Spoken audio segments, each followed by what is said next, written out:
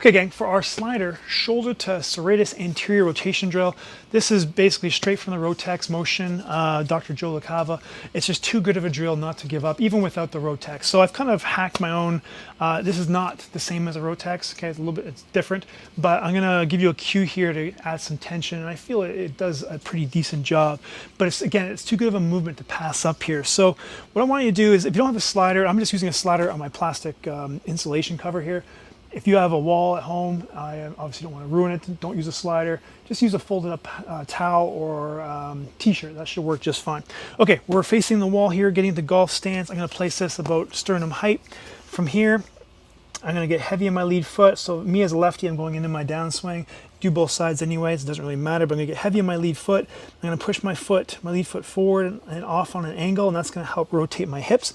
You want your hip rotation to be more parallel to the floor, and you want your shoulder rotation to be more on an angle axis, okay? So I'm here, getting heavy in my lead foot. I'm going to push into the ground, create the hip rotation. I'm also going to take this elbow and kind of drive it through and get that good rotation. Go as far as you can. Make sure you're staying connected. You're not going into extension. You don't want to unplug your course or your power source here. Keep it plugged in. That's going to take stress off the back as well. And then from here, when you get to your end range, go ahead and push into the wall. And we're going to take 2 big deep breaths, trying to fill the rib cage 360 degrees. Big open mouth exhale.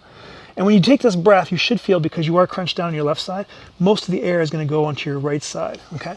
So another breath. Pushing into the wall. When you get done your second breath, relax. See if you can rotate more. Push into the wall, and then repeat 2 big breaths. Okay, slowly come back out of it.